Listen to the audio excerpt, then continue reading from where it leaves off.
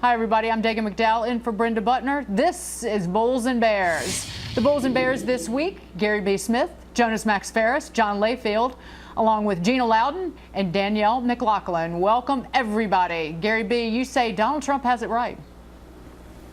He does, Dagan. Look, in the discussion of immigrants taking jobs, a lot of think tanks say, well, they don't take our jobs because, people wouldn't want to take, jobs in landscaping and, maintenance and, maid service because they wouldn't want to get those low wages.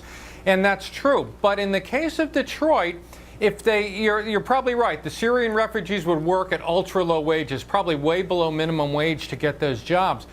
But Trump is right. If we said, look, we're just going to do it with U.S. citizens and labor like that, Detroit would probably have to attract, drive up wages in order to attract people to move. So in that case, he does have it right. There are jobs there. The question always is, are there jobs at the price people are willing to come?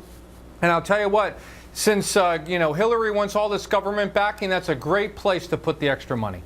And Gina, the jobless rate in inner cities tends to be much higher than the national average. You look at a double-digit rate there. The poverty rate tends to be much higher, more than double the national rate. So why not give these jobs to Americans who need them in the cities?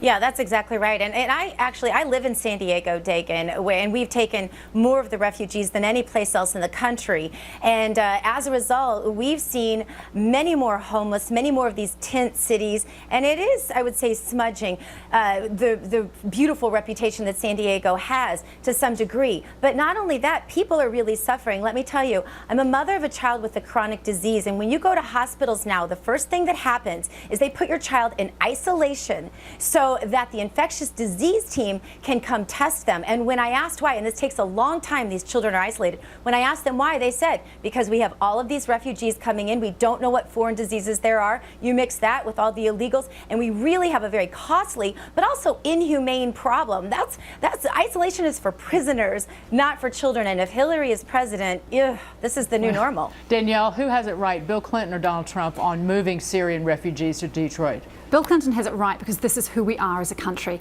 We brought in hundreds of thousands of Cuban refugees. We brought in hundreds of thousands of Vietnamese refugees. Since 9/11, we've brought in 800,000 refugees. So even if it's 65,000, as Hillary Clinton's suggesting, that's a real drop in the bucket. By the way, many of these people are doctors, lawyers, engineers. This notion that they're going to take low-paying jobs has no basis in fact. The other thing is, Detroit itself has 670,000 people in it, down from a peak in 1950 of 2 million. Detroit needs a tax base. These people can provide it. John, but 90% of recent Middle Eastern refugees are on food stamps. 70% of them are on cash welfare. So they are relying on the government. Yeah, and Bill Clinton was talking about low-paying jobs. He wasn't talking about I'm going to work at the hospital as doctors. So that argument certainly doesn't hold water. And why in the world are we talking about putting 10,000 refugees in homes in Detroit when we have 50,000 vets that served our country that are homeless right now? This is absolutely preposterous. And the fact that we're doing something to help this refugee crisis, get this. I went on the United Nations Refugee Agency website right before the show. There are 65.3 million people that are displaced right now because of conflict and persecution worldwide. 21.3 million are refugees. 10 million are stateless. 33,972 per day are forced out of their homes because of conflict. When you're talking about dealing with 10,000, that is 99.95% are still out there. And why are we not dealing with Somalian refugees? There's 1.1 million there, 2.7 million in Afghanistan. This is merely a Band-Aid that we're doing out there to show the world that we're doing something. And by the way, we're spending $17,000 per refugee to get them here before they take social services. That's $170 million that we are spending on these 10,000 refugees while we leave our vets homeless. Jonas? Look, I don't think the refugees are besmirching the reputation of San Diego. San Diego's going to be classy with or without refugees. I will say that Detroit is a place with low housing prices and available home, to Bill Clinton's point, unlike San Diego, where that median home price is probably 20 times what it is in Detroit, Metro Detroit area. So that would make sense to use a place that's basically a shell of its former glory to if we're going to take in refugees, that's the place to send them, not to San Diego. As far as the overall economic impact, cities that were the areas that took a lot of refugees in the past, and I'm thinking about Miami with Cubans that came over, Muriel boat lift, are strong economies, stronger than they were when the refugees came over there, when that place was a burned out, not so great city. So you could actually make the case that you can improve a city and go from a decayed structure, a high unemployment area, into a better situation by taking in that refugee. But can we not forget what has happened in Europe, Gary B? More than 1 million refugees just last year let into Germany, and Angela Merkel admits that she essentially invited terrorism into her country. One atrocity after another, whether it's sexual assaults, whether it's a pregnant woman being killed with a machete. And beyond that, we're going to concentrate all of these refugees in one area that is essentially multiculturalism, where they don't have to assimilate. And again, that's part of the problem that created terror in Europe. I agree with you, Dagan. And what I find honestly a little annoying, with all due respect to Danielle, and welcome to the panel, is when someone falls back on the argument of that's who we are. First of all, I get the general premise. We take in immigrants, we take in refugees. That's all well and good.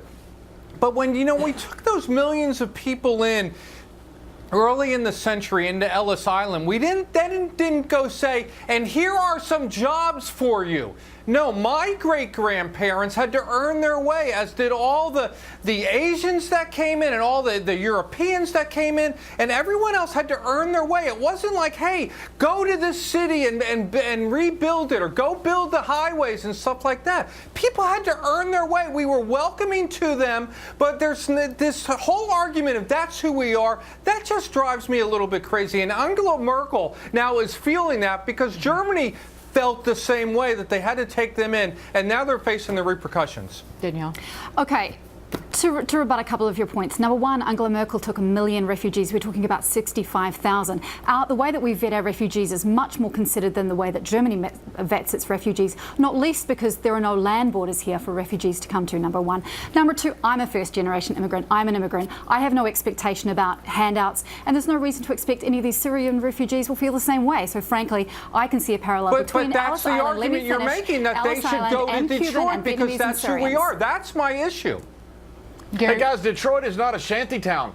Guys, we're acting like Detroit is some shanty town, that's some third world country right now. The average home price in Midtown Detroit has gone from $170,000 to $300,000 since 2013. It is part of a great revival right now. The president said he wouldn't let Detroit go bankrupt. It did. He said he wouldn't let GM go bankrupt. It did. They are coming back right now. And all this talk about Detroit, I'm begging Trump and some of these guys to actually go to Detroit and realize there's actually a city there that is starting to do quite well. Well, that's where Donald Trump is today. Gentlemen, ladies, thank you so much. Cavuto on Business about 20 minutes from now.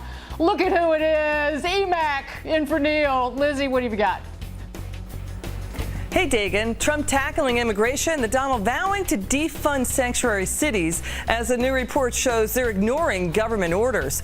So is it time to cut them off? Plus, disturbing new anti-American propaganda from Iran.